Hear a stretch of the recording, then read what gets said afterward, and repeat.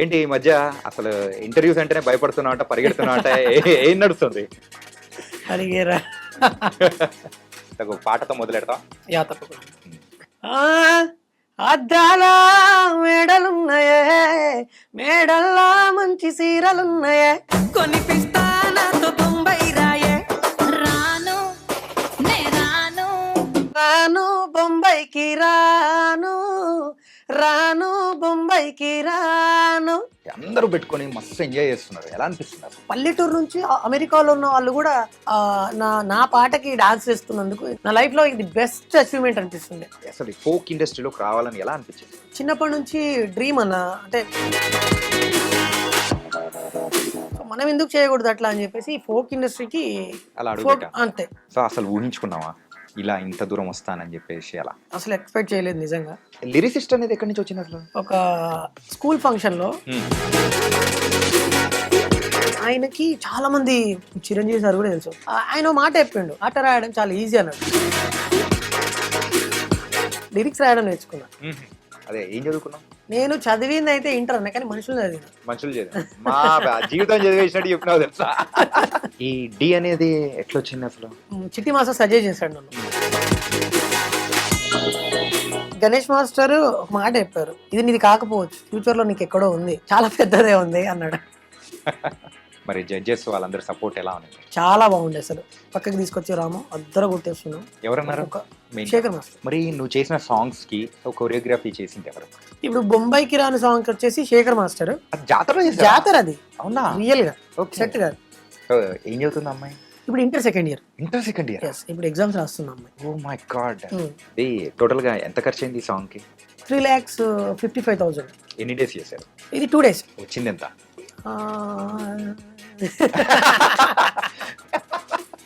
అది ప్రజెంట్ అయితే ఒక సో ఇంతకు రిలేషన్ లో ఉన్నావా? వాళ్ళు అట్రాక్ట్ అవుతుంటారు. సో ఒక నార్మల్ ఫ్యామిలీ నుంచి వచ్చావు, ఈవెన్ నువ్వు చెప్పినట్టు సో ఇంట్లో బియ్యం కూడా ఉండేవి కాదన్నా అని చెప్పేసి అని అన్నావు కదా, ఎట్లా ఫీల్ అవుతున్నారు? వాళ్ళకు ఒక డ్రీమ్ అంతే, ఐ డ్రీమ్.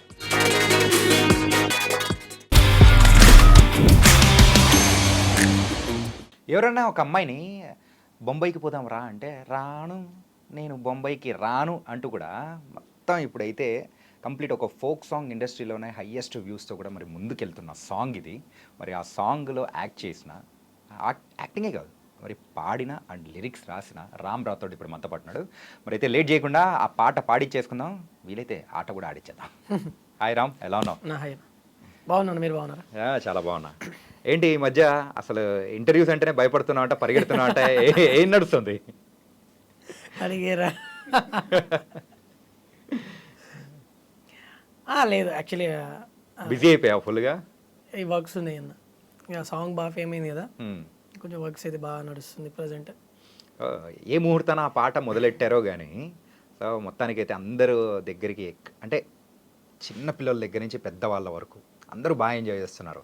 రాను బొంబాయికి రాను అంటూ కూడా. అంటే నా వాయిస్ సరిగ్గా ఉండదు కాబట్టి ఆ పాట పాడలేదు, పాడదాం అనిపించినా కానీ. ఓకే, తగు పాటతో మొదలెడతావా? యా తప్పకుండా. అద్దాల మేడలున్నాయే, మేడల్లా మంచి సీరలున్నాయే, సీరంచు రైకలున్నాయే, కొనిపిత్తా నాతో బొంబై రాయే, రాను నే రాను, రాను బొంబైకి రాను, రాను బొంబైకి రాను, రాను బొంబైకి రాను, రాను బొంబైకి రాను.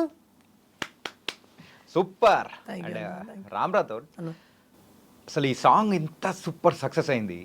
అండ్ ఎక్కడైనా కానీ పల్లెటూర్లలో ఆటోల వాళ్ళ దగ్గర నుంచి మరి ట్రాక్టర్లో మరి వెళ్తున్న కూలన్న వాళ్ళ దగ్గర నుంచి అందరూ పెట్టుకొని మస్తు ఎంజాయ్ చేస్తున్నారు. ఎలా అనిపిస్తుంది అసలు ఇంత సక్సెస్ అవడం? చాలా హ్యాపీగా ఉందన్న. అంటే నేను రీల్స్ చూస్తున్నా, ఆ రీల్స్లలో దాదాపు మన ఇండియాలో ఉన్న పల్లెటూరు నుంచి అమెరికాలో ఉన్న వాళ్ళు కూడా నా పాటకి డాన్స్ చేస్తున్నందుకు నిజంగా నాకైతే చాలా హ్యాపీగా ఉంది అండ్ ప్రౌడ్గా కూడా అనిపిస్తుంది. ఎందుకంటే మన తెలుగు పాట ప్రపంచ స్థాయిలో నిజంగా ఒక ఉర్రూతు లోపిస్తుంది. అసలు నిజంగా నాకైతే చాలా హ్యాపీగా ఉంది. నా లైఫ్లో ఇది బెస్ట్ అచీవ్మెంట్ అనిపిస్తుంది. ఓకే. కానీ ఈ సాంగ్ మరి షూట్ చేస్తున్నప్పుడు కానీ సో ఇంత సక్సెస్ అవుతుందని కూడా ఎవ్వరు ఊహించరు. అన్న కానీ అంతకు మించిన సక్సెస్ అనేది కూడా వచ్చింది. అన్న అండ్ కామెంట్స్ కూడా మీకు బాగానే వచ్చింది. So one of the best comment ఏంటి? అదే బెస్ట్ కామెంట్స్ అంటే ఆల్మోస్ట్ వాళ్ళు కామెంట్ పెడుతున్నారంటే వాళ్ళు ఏదో ఆలోచించి వాళ్ళు మనసులో ఏదో రన్ అయ్యి వాళ్ళు ఏదో ఫీల్ అయ్యి కామెంట్ ఖచ్చితంగా బాగుంది అని పెట్టే కామెంట్ కూడా మంచి కాంప్లిమెంటే. అంటే ప్రతి ఒక్క కాంప్లిమెంట్ నాకు చాలా హ్యాపీ అనిపించింది. ఆ కాంప్లిమెంట్స్ చాలా బూస్ట్ ఇచ్చింది. అసలు ప్రతి ఒక్క కాంప్లిమెంట్ నాకు హ్యాపీ అనిపించింది. ఒక్కొక్కరైతే I'm from Assam, I'm from Odisha, I'm from Kerala, I'm from Sri Lanka, I'm from Dubai. ఓ అసలు వరల్డ్ వైజ్గా అసలు కామెంట్స్ వస్తుంటే చాలా చాలా హ్యాపీ అనిపిస్తుంది. సరే ఈసారి ఆ అమ్మాయితో బొంబాయికి కాకపోతే ఈసారి దుబాయ్ అని పెట్టి వస్తుంది మాట కనుక ఓకే వస్తుందేమో. ఓకే.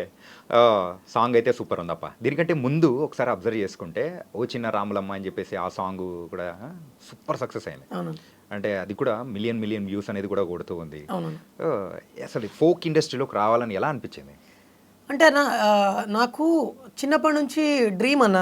అంటే నేను ఒక ఆర్టిస్ట్ అవ్వాలి, మంచి డాన్సర్ అవ్వాలి, లేదా అంటే నేను అవ్వాలి అని అనుకున్నా. బట్ నా డెస్టినీ ఎటు వెళ్తుందో నాకే తెలియదు. కట్ చేస్తే ఏదన్నా షోలో చేయడము లేదా డీలో చేయడము, డీలో చేయాలని చిన్న డ్రీమ్ ఉండే. డాన్స్ సంగతులు అయితే అది సంథింగ్ డిఫరెంట్.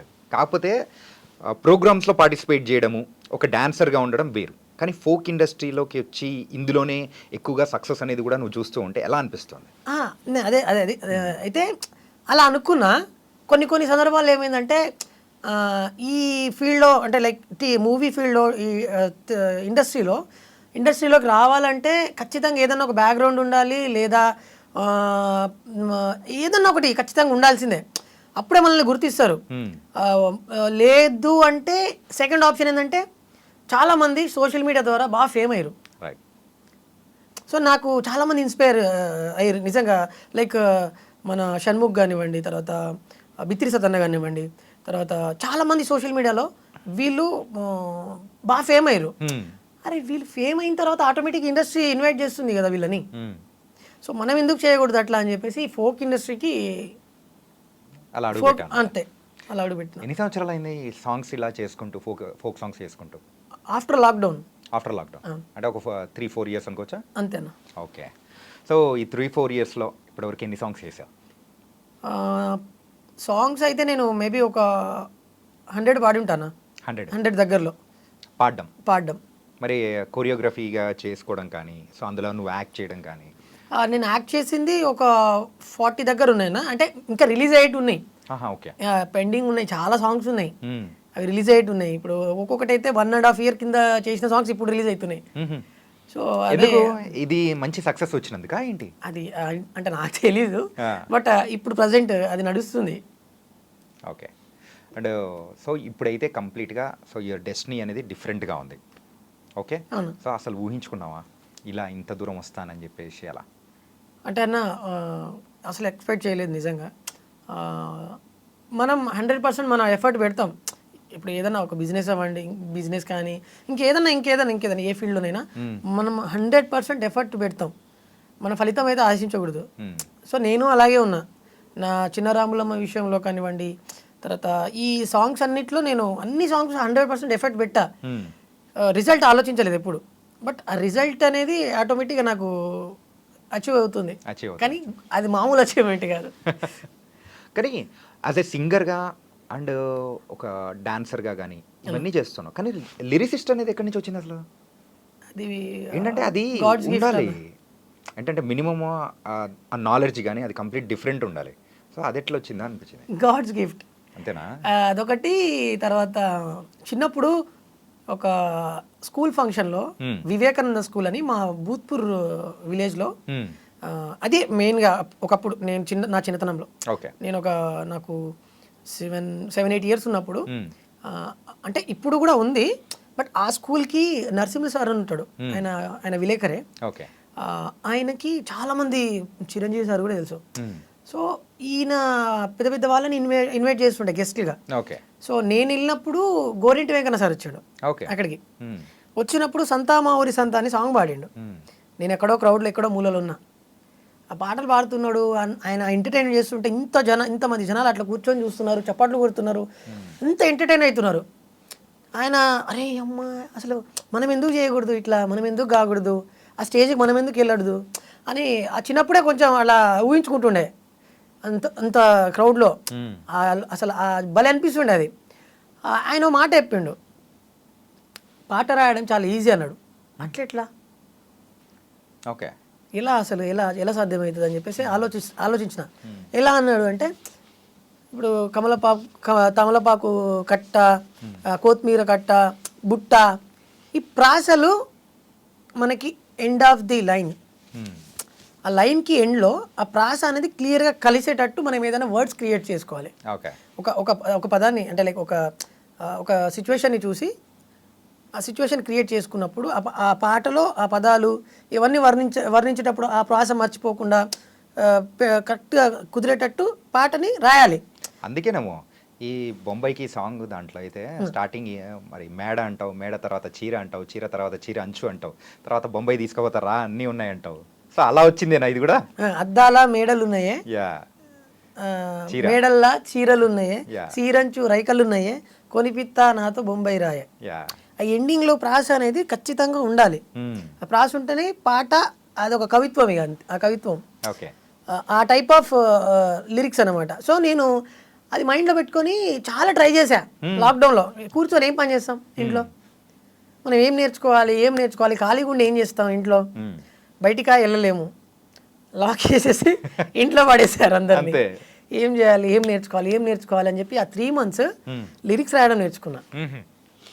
ఓకే, మనకి ఎప్పటికైనా యూజ్ అవుతుంది. బతుకుతామా చచ్చిపోతామా అది తర్వాత విషయం, ఒకవేళ బతికితే మనకి ఇది యూజ్ అవుతుంది ఖచ్చితంగా అని చెప్పి లిరిక్స్ రాయడం నేర్చుకున్నా. బాగా థింక్ చేసేటోని, నైట్లో అయితే నిద్రపోకపోయేది అసలు. ఓకే, అసలు ఫుల్ లిరిక్స్ మీద పెట్టేసావు అన్నమాట. ఫస్ట్ ట్యూన్ పాట అనుకోవాలి, మనం ఎందుకు రాయకూడదు కొత్తగా పాటలు, ఎందుకు క్రియేట్ చేయొద్దు.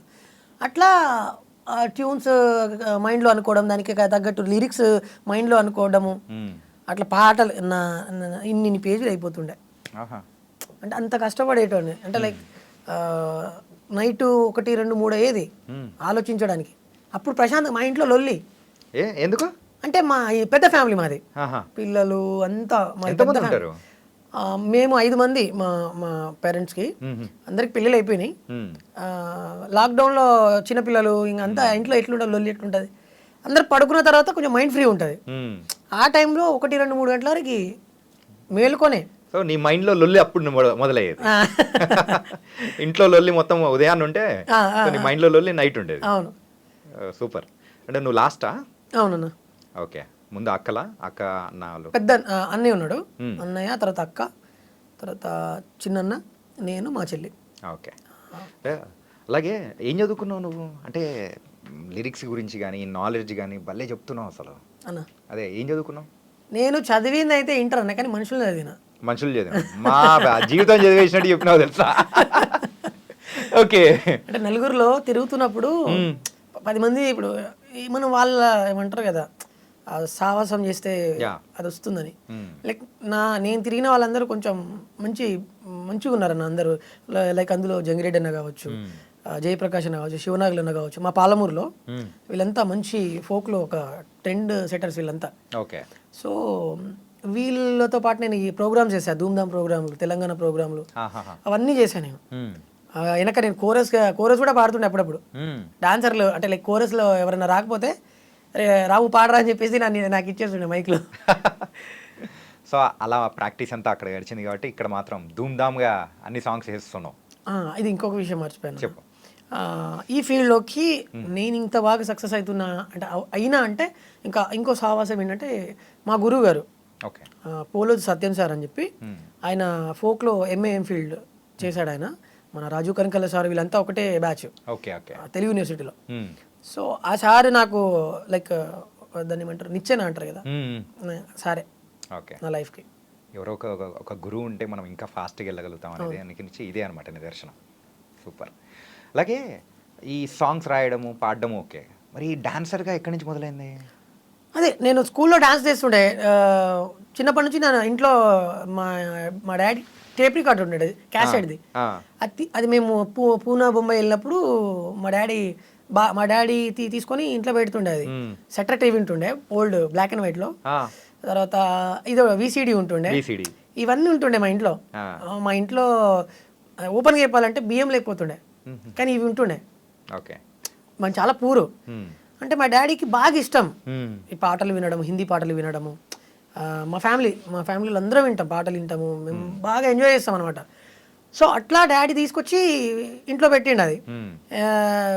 నాకు అదేంటో మరి మ్యూజిక్ వినిపిస్తే ఆటోమేటిక్గా నేను ఎగురుతుండే. ఎప్పుడు స్కూల్కి డుమాలు కొట్టి మరి ఎగురుతుండే ఇంట్లో. అట్లా నాకు డాన్స్లో బాగా ఇంట్రెస్ట్ వచ్చింది. పెళ్ళిళ్ళలో చేయడము. మా విలేజ్లో నాకు వరుసగా మామ అవుతాడు. ఆ మామ పెళ్ళిళ్ళలో నాకు 6th క్లాస్, నేను ఆ టైంలో 6th క్లాస్. అసలు నీ లైఫ్లో ఆ 6th 7th క్లాస్ అనేది చాలా క్రూషియల్ అనుకుంటా. ఏంటంటే ఒక లిరిక్స్ రాయడానికి కానీ అండ్ దాంతోపాటు ఇలా డాన్సింగ్ మరి నీ కెరియర్ మొదలెట్టడానికి కానీ మంచిగా ఉపయోగపడినట్టుంది. ఆ 6th క్లాస్లో నేను అసలు నేను వాళ్ళ ఇంట్లో కూడా వెళ్ళే పరిస్థితి కాదు. అయినా కూడా ఎక్కడో నేను బాక్స్ దగ్గర బయట పెడతాడు. పెళ్ళి రేపు ఉంది అనగా అంతకంటే ముందు రోజు బాక్సులు బయట పెడతారు కదా ఊర్లో వినిపించడానికి. ఆ స్పీకర్ దగ్గర మేమందరము చిన్న పిల్లలం డాన్స్ చేస్తుండే. ఆ స్పీకర్ నుంచొని డాన్స్ ఎగురుతుంటుంటే నేను ఒక్కడే వెరైటీ చేస్తుండే. అంటే లైక్ నా మూమెంట్స్, బాడీ మూవ్స్ అంతా డిఫరెంట్ ఉంటుండే. అది చూసి ఆ ఇంట్లో వాళ్ళందరూ చూసి నైట్ నన్ను స్టేజ్ ఎక్కిచ్చేసి డైరెక్ట్ వాళ్ళు స్టేజ్ ఎక్కిచ్చి, అరే చేయరా డాన్స్ బాగా చేస్తాను, నీకు పైసలు ఇస్తామన్నారు. అమ్మ పైసలు ఇస్తారా? డాన్స్ చేస్తే పైసలు ఇస్తారా? డాన్స్ చేస్తే పైసలు ఇస్తారా అని చెప్పి, సరే ఓకే బాగుంది అని చెప్పి డాన్స్ చేసా. సాంగ్ చమ్కా చమ్కా చమ్కీ చిరుత సాంగ్ అప్పుడే రిలీజ్ అవుతుంది. సాంగ్స్ ఆడియో రిలీజ్ అయింది. సో అది బాగా వైరల్ అవుతుంది సాంగ్ అప్పటికే. నాకు అది బాగా నచ్చింది పాట. ఆ సాంగ్కి నేను డాన్స్ చేశా. నాకు ఆ టైంలో ఆ పెళ్లి కొడుకు ఎవరైతే ఉన్నాడో ఆయన 100 రూపీస్ ఇచ్చిండు నాకు వచ్చి. నాకు 100 రూపీస్ అంటే వామ్మో ఇదేంది అనుకున్నా. 100 అంటే మనకి ఇప్పుడు 1000తో లెక్క. 1000 కూడా కాదు, 1 lakh నాకు అంటే ఆ సిచ్యువేషన్ అప్పుడు లైక్ ఓకే డాన్స్ చేస్తే ఇలా ఉంటుంది అని చెప్పి నాకు ఇంకా బాగా ఇంట్రెస్ట్ వచ్చింది. ఇంకా చేయాలని చెప్పి. సో ఆ రోజు నుంచి స్టిల్ ఈ రోజు దాకా డాన్స్ అంటే ప్రాణం. డాన్స్ చేస్తూనే ఉంటా.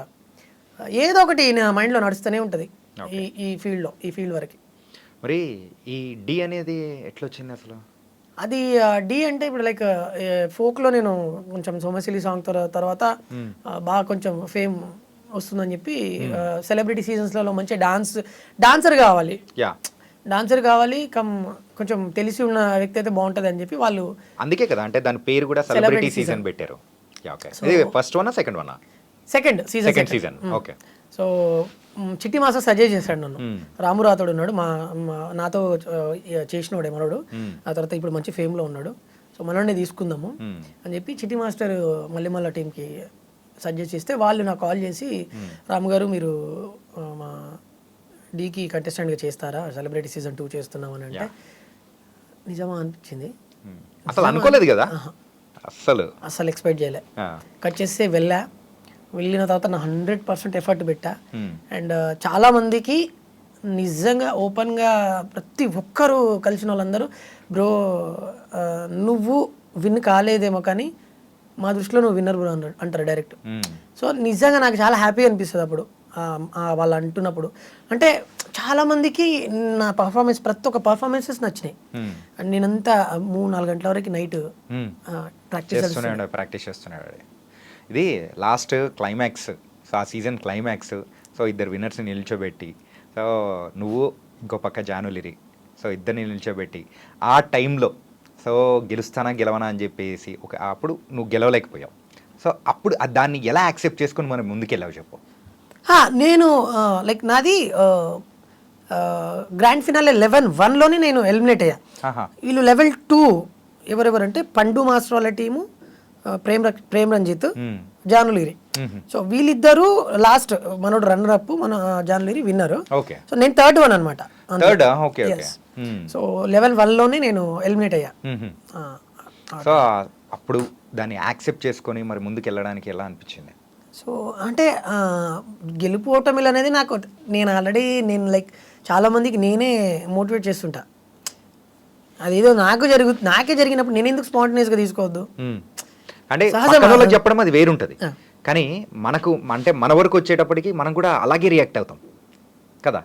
సో దాన్ని రియాక్షన్ అనేది కూడా వేరుంటుంది. గణేష్ మాస్టర్ ఒక మాట చెప్పారు, రాము ఇక్కడ నీకు లేకపోవచ్చు, ఇది నీది కాకపోవచ్చు, ఫ్యూచర్లో నీకు ఎక్కడో ఉంది, చాలా పెద్దదే ఉంది అన్నాడు. సో ఆ మాట నేను మైండ్లో పెట్టుకున్నా. మరి జడ్జెస్ వాళ్ళందరి సపోర్ట్ ఎలా ఉంది? చాలా బాగుండే అసలు. పర్సనల్గా ఆన్ స్క్రీన్ కాకుండా ఆఫ్ స్క్రీన్ కూడా పక్కకి తీసుకొచ్చి రాము అద్దర కొట్టేస్తున్నావు. ఎవరన్నారు? శేఖర్ మాస్టర్ అన్నాడా? ఓకే. అద్దర కొట్టేస్తున్నావు, ఒక్కొక్క పర్ఫార్మెన్స్ చాలా బాగా చేస్తున్నావు, ఇలాగే కష్టపడు, వినే చాయిసెస్ ఉన్నాయి అన్నాడు. అంటే అట్లా చాలామంది అసలు జడ్జెస్ ఎవరు సజెస్ట్ చేయరు, ఎందుకంటే ఒక జడ్జిగా తన పని చేస్తుంటాడు. బట్ ఆయన పర్సనల్గా నాతో మాట్లాడాడు. సో నాకు చాలా హ్యాపీ అనిపించింది. అండ్ నేనైతే 100కి 100% అయితే అంటే ఇదే మ్యాటర్, నాకైతే 100% నేను విన్నర్. Yeah okay. సో నీ వరకు నువ్వు విన్నర్గానే అనుకున్నావు కాబట్టి సో ఇప్పుడైతే మంచిగా మరి ముందుకనేది కూడా వెళ్తూ ఉన్నావు. మళ్ళీ ఇంకా వేరే అంటే ఇప్పుడు సెలబ్రిటీ సీజన్ 2 తర్వాత మరి వేరే ప్రోగ్రామ్స్ కానీ వేరే ఛానల్స్ నుంచి కానీ ఆఫర్స్ కానీ ఏం రాలేదా? వచ్చాయి. అంటే లైక్ ఒకరు మన ఈటీవీ నుంచి ఒకటి షో పెడతా ఉన్నారు, కానీ ఇక నాకు డీ చేసిన తర్వాత అక్కడ దానిపైన డీ చేయడం నా డ్రీమ్. సో అది ఫుల్ఫిల్ అయిపోయింది. ఇక నెక్స్ట్ ఏంటంటే ఇందులో ఇంకా మంచి పేరు తీసుకురావాలి, ఫోక్ ఇండస్ట్రీలో ఇంకా మంచిగా చేయాలనుకున్న రాను బొంబాయికి రాను సాంగ్ హిట్ పడ్డది, అది నెక్స్ట్ లెవెల్. ఇంకా దీని తర్వాత నెక్స్ట్ ఏంటంటే big screen. Yes. Okay. So నిన్ను నువ్వు పిలిపించుకోవడానికి సో మెయిన్గా ఒక సింగర్గానా, డాన్సర్గానా, లేకపోతే ఒక హీరోగానా? సో ఏది నువ్వు నీ అంతకు నువ్వు అంటే ఎవరైనా నిన్ను పిలవడము ఇలా పిలిస్తే నాకు ఫుల్ హ్యాపీ దిల్ ఖుషి అయిపోతుంది అనుకుంటే ఏది అనుకుంటావు? ఏదొచ్చినా హ్యాపీయే. అట్లా కాదు, ఉంటుంది కదా ఒకటి, అరే నాకు 3 ప్రాణమే అన్న. నాకు 3 ఇష్టమే. డాన్స్ అంటే ఇష్టమే, సింగింగ్ అంటే ఇష్టమే, లిరిక్స్ అంటే కూడా ఇష్టమే. సో ఈ 3 ఏదొక్కటి వచ్చినా నేను హ్యాపీగా రిసీవ్ చేసుకుంటా. ఓకే. కానీ ఎంత పాజిటివ్ ఏంటంటే ఎట్లా వచ్చిందప్ప, ఎక్కడి నుంచి స్టార్ట్ అయింది అసలు? అంటే చాలా చెప్పాను కదా, చాలా నేను మోటివేషన్స్ చూస్తుంటాను అన్ని. నాకు మోటివేషన్స్ వీడియోస్ అంటే చాలా ఇష్టం. బాగా నా రీల్స్ ఇన్స్టాలో నేను అన్ని అవే చూస్తుంటాను అనమాట. ఎందుకంటే మనం ఏది కూడా మనకి శాశ్వతం కాదు కదా. రాను బొంబాయికి రాను ఆ సాంగ్, ఆ ఫేమ్ అనేది కూడా శాశ్వతం కాదని కూడా నీకు కూడా అర్థమైపోయి ఉంటుంది కదా, కొన్ని రోజుల వరకు ఉంటుంది. అది అనుకోకుండా వచ్చింది కదా. అనుకోకుండా వచ్చింది. ఏదైనా కానీ ఒక ఫేమ్ అనేది వచ్చిందంటే అది శాశ్వతం కాదు, కొన్ని రోజుల వరకు మాత్రమే ఉంటుంది. మరి దీన్ని బేస్ చేసుకొని నెక్స్ట్ దేని అంటే ఏం చేద్దాం అనుకుంటున్నాం అన్న? అంటే లైక్ నేను ఫ్యూచర్లో మూవీస్లలో సాంగ్స్ పాడడానికి వచ్చినా యాక్సెప్టెడ్, వెళ్ళిపోతా, పాడతా. యాక్టింగ్ అయినా, ఆర్టిస్ట్గా చేయడానికైనా వెళ్ళిపోతా, సింగింగ్ అయినా వెళ్ళిపోతా, డాన్సర్గా అయినా వెళ్ళిపోతా. కొత్త స్టెప్స్ నేర్పిస్తూ ఒక కొరియోగ్రాఫర్గా వెళ్ళడానికి కూడా యూఆర్ రెడీ?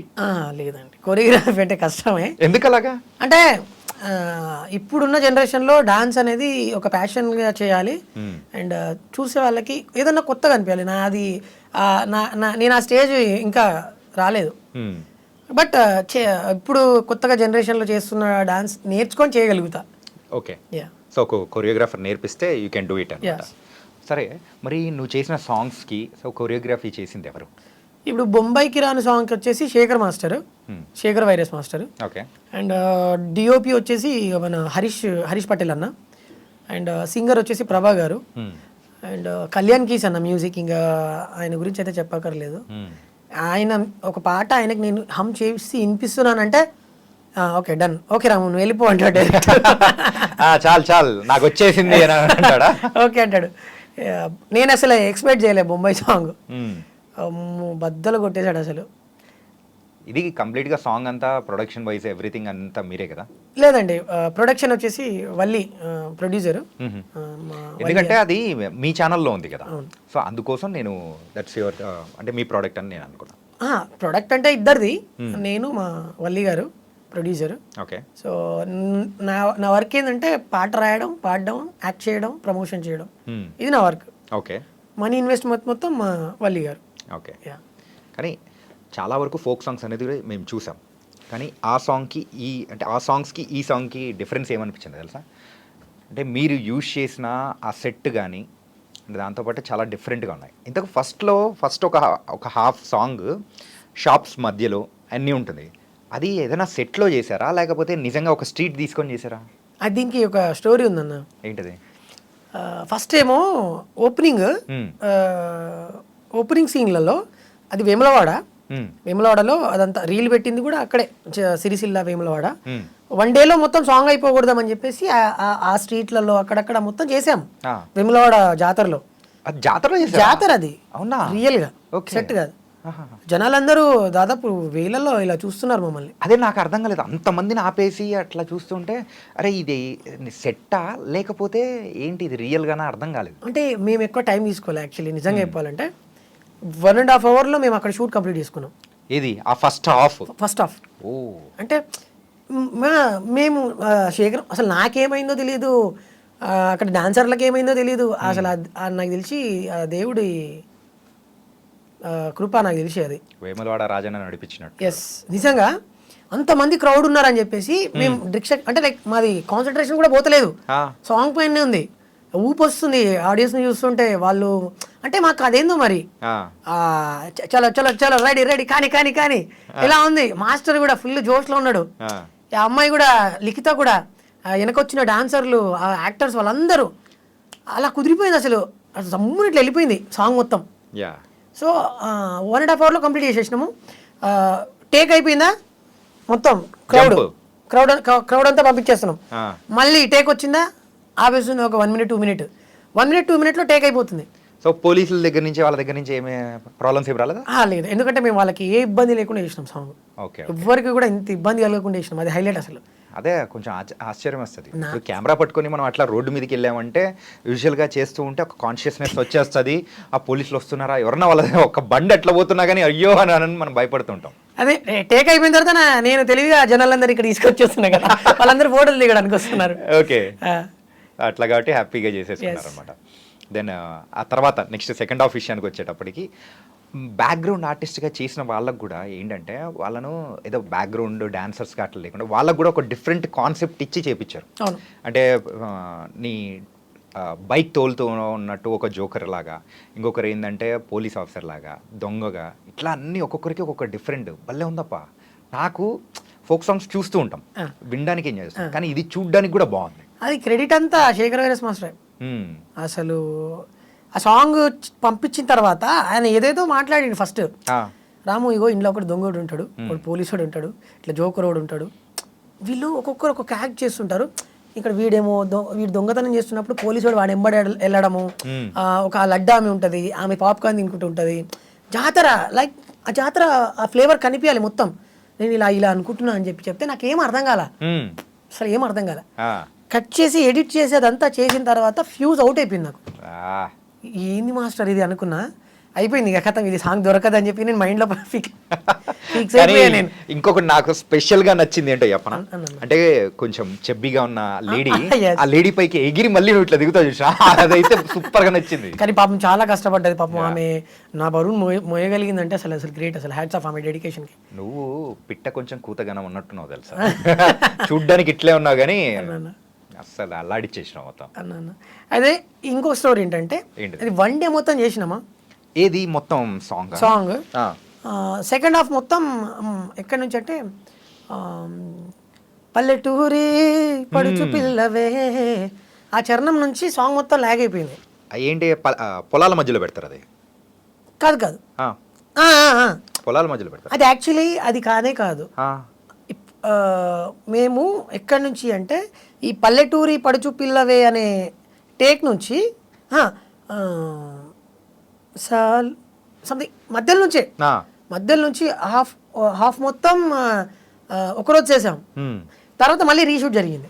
రీషూటా? ఎస్. ఎందుకు అలాగా అంటే స్టార్టింగ్ సాంగ్ చూస్తేనేమో ఆడియో వైజ్గా అదిరిపోయింది పాట, వీడియో పరంగా లాగ్ అయిపోయింది ఎండింగ్లో. అది చూడడానికి బాగుంది, మినిమం 100 million ఖచ్చితంగా పాట అది కూడా. కానీ ఏదో హెల్తీ అవుతుంది, ఏదో మిస్ అవుతుంది అని చెప్పేసి కళ్యాణ్ అన్నకి చూపించాము అవుట్పుట్ ఫస్ట్ డేది. చూస్తే రాము పాటనేమో మనకి దొరికే పాట కాదు ఇది, ఆడియో ఎక్కడికో వెళ్ళిపోతుంది. అప్పటికి మిక్సింగ్ అవ్వలేదు పాట, నార్మల్గానే ఉంది. సో నాకు తెలుసు సాంగ్ ఫ్యూచరు, ఇది వద్దు రీషూట్ పెట్టుకోండి అన్నాడు. పోతే పోయింది అమౌంట్, దాని గురించి ఆలోచించకు, 100% సక్సెస్ అవుతుంది అన్నాడు. అన్న సరే అన్న నువ్వు చెప్పావు కదా ఖచ్చితంగా అని చెప్పేసి నేను వల్లి అన్న డిసైడ్ అయిపోయాం. మళ్ళీ శేఖర్ మాస్టర్ కాల్ చేసాం, ఆయనకు డేట్స్ లేవు ఫస్ట్. ఓకే. ఏదో బతిమలాడి చెప్తే ఆయన తర్వాత ఆయననే థ్యాంక్స్ చెప్పిండు. థ్యాంక్ యూ రాము, మళ్ళీ ఒక్కసారి రీషూట్ ప్లాన్ చేస్తున్నారు, సో నాకు చాలా హ్యాపీగా ఉంది నాకు టైం ఇచ్చినందుకు, ఇప్పుడు చూడండి అని అన్నాడు. ఇక సరే మాస్టర్ అని చెప్పేసి ఇట్లా ఉంటుంది సెటప్ ఇదంతా ఉంటుంది, మీ కాస్ట్యూమ్ ఇలా ఉంటుంది, అమ్మాయి మట్టిలో ఇలా దుంకుతున్నప్పుడు నువ్వు సైకిల్ పైన ఇలా వస్తుంటావు, ఇదంతా బెలూన్స్ కడతాము వాళ్ళకి. మీరు గమనిస్తే చబ్బి ఆమెకి తర్వాత ఇంకొక ఆమెకి జడకి బెలూన్స్ కడతారు, బెలూన్స్ ఉంటాయి. అంటే ఒక డిఫరెంట్ జానర్ అదంతా, ఒక different culture, like complete mass అనమాట. ఇది అవుట్పుట్ ఇదంతా అయిపోయిందా, కట్ చేసాం మళ్ళీ సామి ఎండింగ్లో సామి అది చూసే వైబ్స్ ఇచ్చింది అది. అదైతే ఫ్యూజ్ అవుట్ అయిపోయింది నాకు. ఎడిటింగ్లో ఏదో వేరే సాంగ్ కోసమో దేనికో వెళ్ళాము అక్కడికి, అది ఎడిటింగ్లో చూస్తే అమ్మ తోడు ఫ్యూజ్ అవుట్ అయిపోయింది. ఏంది అనిపించింది నాకు. దాన్ని స్టిల్ ఇప్పటి వరకు నేను ఒక 100 టైమ్స్ చూసా, 100 టైమ్స్ నేనే. ఓకే. అంటే నేను నిజంగా మనదే నా సాంగ్ అనిపించింది. ఏంది అసలు ఇలా వచ్చింది, ఏంది దొరకదు సాంగ్, ఎక్కడికి వెళ్ళిపోతుంది అనుకున్నా. So thank you so much. నిజంగా స్టిల్ డేకి 2.5 మిలియన్ అసలు నిజంగా అట్లా ఎక్కించినారప్పా. ఆ సౌండింగ్ ఉంటుంది కదా, బొంబాయికి రాను, ఆ సౌండింగే బాగా అందరికీ కనెక్ట్ అయింది. అండ్ నార్త్ వాళ్ళు, తర్వాత వరల్డ్ వైజ్గా అమెరికాలో ఉన్న వాళ్ళు, వీళ్ళందరూ కూడా ఆ పాటకి రీల్స్ చేస్తుంటే నిజంగా నాకైతే అసలు చెప్పడానికి రా మాటలు లేవు. ఇన్ఫ్యాక్ట్ చెప్పాలంటే పంజాబీ సాంగ్స్, సో అది వరల్డ్ వైడ్ ఎట్లా వింటూ ఉంటారో, మన తెలుగు ఫోక్ సాంగ్స్ అనేది కూడా వరల్డ్ వైడ్ బాగా వింటుంటారు. సో ఆ రికార్డ్ అనేది కూడా రీసెంట్ టైమ్స్లో మంచిగా వింటున్నాడు. అందులో మీది కూడా ఒకటి అవ్వడం చాలా హ్యాపీ అండి. థ్యాంక్ యూ అన్న. అండ్ లిఖిత గురించి కూడా మనం మాట్లాడాలి. యా తప్పకుండా. ఏంటంటే మెయిన్గా సో అక్కడ హీరో హీరోయిన్ కాంబినేషన్ సెట్ అయితేనే సో అక్కడ చూడడానికి కూడా అద్దరిపోద్ది. ఆ కాంబినేషన్ అనేది కూడా భలే సెట్ అయింది తప్ప. ప్రీవియస్ సాంగ్స్లో మీరు చేసిన అమ్మాయిల వాళ్ళందరూ కూడా సూపర్గా ఉన్నా కానీ ఈ అమ్మాయి మాత్రం తలుక్కు మెరిసినట్టు ఉంటుంది ఎక్స్ప్రెషన్స్ వైజ్ కానీ. అంటే తన గురించి కూడా ఏం చెప్తావు? ఆమె గాడ్స్ గిఫ్టెడ్ ఆమె అమ్మాయి. అంటే ఇతర అంటే ఆర్టిస్ట్, డాన్సర్ కూడా కాదు, ఆర్టిస్ట్. ఇలా ఇప్పుడు ఆర్టిస్ట్కి అణువుల ఒక రిధం ఉంటుంది. ఏదైనా సాంగ్ ఇస్తే ఆ సాంగ్కి తగ్గట్టు మోడలే దాన్ని ఏమంటారు ఇమిడిపోతారు. లైక్ అలాంటి సిచ్యువేషన్ ఉంది అమ్మాయికి. అంటే అమ్మాయికి ఏ పాట ఇచ్చినా చిటికలో ఇలా ఎక్స్ప్రెషన్స్ ఇవ్వడము, ఆ పాటలో ఇన్వాల్వ్ అయిపోవడము. అంటే ఇంత చిన్న ఏజ్లో ఆ అమ్మాయి నిజంగా గాడ్స్ గిఫ్టెడ్ వాళ్ళ పేరెంట్స్కి. ఏం చదువుతుంది అమ్మాయి? ఇప్పుడు ఇంటర్ సెకండ్ ఇయర్. ఎస్, ఇప్పుడు ఎగ్జామ్స్ రాస్తుంది అమ్మాయి. Oh my God. అంటే ఈవెన్ అమ్మాయిని చూస్తూ ఉంటే సో కొంచెం పెద్ద అమ్మాయి లాగా అనిపించడం కానీ. అదే అందుకే నేను గాడ్స్ గిఫ్టెడ్ అంటున్నా. ఇంత చిన్న ఏజ్ లో అమ్మాయి అన్ని అర్థం చేసుకొని ఇలా చేయాలి, ఎక్స్ప్రెషన్స్ ఎలా ఇవ్వాలి, చాలా మెచ్యూర్డ్ గా ఇచ్చింది తెలుసా. అరే ఇట్లా కూడా ఇస్తారా, మంచి ఎక్స్ప్రెసివ్ గా భలే అనిపించింది నాకు. ఆ అమ్మాయి చేస్తున్నప్పుడు నేను ఇప్పుడు లైక్ కో యాక్టర్ కదా, అమ్మాయి చేస్తున్నప్పుడు అరే నేను ఇంకా ఏం చేయాలి నీకే అనిపించేలా చేసిందా? అంటే ఈ అమ్మాయి ఇంత బాగా చేస్తుంది, నేను డల్ అయిపోతా అని చెప్పి అప్పుడప్పుడు కొంచెం నాకు నర్వస్ ఉంటుండే. లేదు తగ్గొద్దు ఇంకా చేయాలి అని చెప్పి పోటీ చేస్తుండే ఇద్దరం. ప్రతి ఒక్క సాంగ్లో అసలు భలే అనిపించింది నాకు అమ్మాయి కో పార్ట్నర్గా ఉండడం. నిజంగా రీసెంట్గా ఒకటి నా చేయి పట్టుకో సాంగ్ వచ్చింది, అసలు అందులో అయితే ఆసమ్, అసలు ఫుల్ ఆసమ్. ఓకే. ఒక సినిమా పాట చూస్తే ఎలా ఫీల్ వస్తుందో అంతకంటే బాగుంది. అంటే నేను చేశానని పొగడట్లేదు, జెన్యున్లీ నేను నా ఓపెన్ హార్టెడ్గా చెప్తున్నాను, పాటకి ప్రాణం పెట్టింది అమ్మాయి. అంటే ఇలా సాంగ్స్ అన్నీ కూడా తీసుకుంటూ నీ గోల్ ఏదైతే ఉందో దాన్ని అచీవ్ చేయాలప్పా. కానీ చాలా బాగున్నావు, స్క్రీన్ ప్రెజెన్స్ వైజ్ కానీ ఎవ్రీథింగ్ ఇస్ సూపర్ అన్న. Thank you. అలాగే మెయిన్గా దీనికి సంబంధించిన క్రెడిట్ ఇవ్వాలంటే ఎవరికి ఇస్తావు? ద 1 పర్సన్ ఎవరు? ఈ సాంగ్కి సంబంధించి బొంబాయి సాంగ్ యా 1% అని ఒకరంటే ఎవరికి చెప్తావు మెయిన్గా? ఇది కొంచెం ట్రిక్కీ క్వశ్చన్. ఒకరికి చెప్తే ఇంకొకరు అంటారు, సో ఎవరికి చెప్తావు చెప్పు. అన్న నేనైతే 1% అనేం లేదు, అందరం ఒకటే. ఎస్, ఎక్స్పెక్ట్ చేసిన ఆన్సర్ కాదు, సో దానిలోంచి వేరే డిఫరెంట్ ఆన్సర్ ఇస్తావు అనుకుంటున్నా. అంటే టెక్నీషియన్స్ అయితే అందరూ కష్టపడ్డారు. యా ఒక పాటకి ఇంత సక్సెస్ వచ్చిందంటే ప్రతి ఒక్క టెక్నీషియన్, ప్రతి ఒక్క డాన్సరు, మేకప్ ఆర్టిస్ట్తో కలిపితే ప్రతి ఒక్కరు వాళ్ళందరూ ఉంటేనే పాట సక్సెస్. యా స్క్రీన్లో మేము మాత్రమే కనిపిస్తాం, కానీ అక్కడ వాళ్ళు లేని మేము లేము. అంటే మేమని కదా, ఎవరైనా ఎవ్రీబడి. టెక్నీషియన్స్ లేకపోతే అసలు నథింగ్. ఇది టోటల్గా ఎంత ఖర్చు అయింది ఈ సాంగ్కి? 3,55,000 టోటల్గా మొత్తం. ఎస్. ఎన్ని డేస్ చేశారు? ఇది 2 days, అంటే ఒక రోజు 1 day చేసేసాము. అది కొంచెం అవుట్పుట్ సరిగా లేదని చెప్పి మళ్ళీ రీషూట్ చేసాము.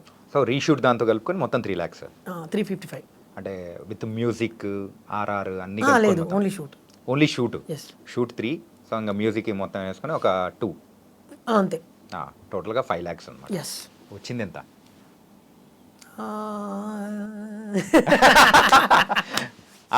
అంటే ఇప్పుడు ఇన్కమ్ ట్యాక్స్ ఏం రారలే కానీ ఇన్కమ్ ట్యాక్స్ అనేది వచ్చినా మనం చేసి తప్పు కాదు కదా, అది వాడు యూట్యూబ్ వాళ్ళు ఇచ్చేది. అది ప్రజెంట్ అయితే ఒక 20 వరకు ఎర్న్ అయింది. Super man. మొత్తానికైతే మంచి హిట్ కొట్టారు. ఇంకా నెక్స్ట్ ఎన్ని సాంగ్స్ రాబోతున్నాయి నువ్వు అండ్ లిఖిత కాంబినేషన్లో? ఎందుకంటే ఒక హిట్ పేరు అనే ఒక ముద్ర పడిపోయింది ఇద్దరికి. సో నెక్స్ట్ ఏం రాబోతున్నాయి మీ ఇద్దరు కాంబినేషన్లో? చాలా సాంగ్స్ ఉన్నాయి అన్న. ఇప్పుడు ఏమైందే పిల్ల అని నేను రాసిన సాంగే, నేను రాసి నేను పాడిందే. అది వేరే ఛానల్ వస్తుంది. యాక్చువల్లీ నేను చేద్దాం అనుకున్నా సాంగ్, కాకపోతే ఇది వేరే వాళ్ళకి ఇచ్చేయడం జరిగింది కొంచెం కొన్ని సిచ్యువేషన్స్లలో. సో అది కూడా రాబోతుంది, ఏమైందే పిల్ల సాంగ్. తర్వాత సైకిల్కి నువ్వే బొంగ సీను బావు అని చెప్పి ఇప్పుడు రీసెంట్గా ప్రోమో రిలీజ్ అయింది. అది కూడా అవసరం అదిరిపోయింది అసలు. ఓకే, అది కూడా రాబోతుంది. ఇంకా ఇంకొక 2-3 సాంగ్స్ ఉన్నాయి. ఇంకా నెక్స్ట్ ఫ్యూచర్లో ఒక 5-6 పాటలు ఉన్నాయి మళ్ళీ షూట్కి. సో ఇవే అంటే ఫోక్ సాంగ్సే కాకుండా ర్యాపింగ్ అట్లాంటివి కూడా చేస్తూ ఉంటావు నువ్వు?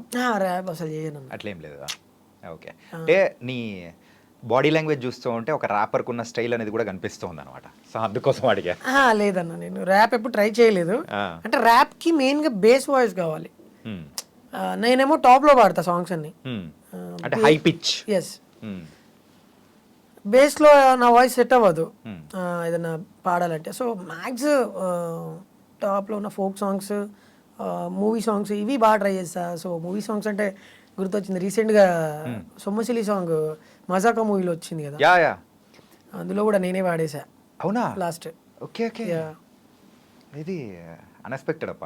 తనకైతే ఆ సాంగ్ భలే ఎంటర్టైన్ చేస్తుంది. అవును, చాలా చాలా హిట్ అయిపోయింది. మంచి హిట్ వచ్చింది.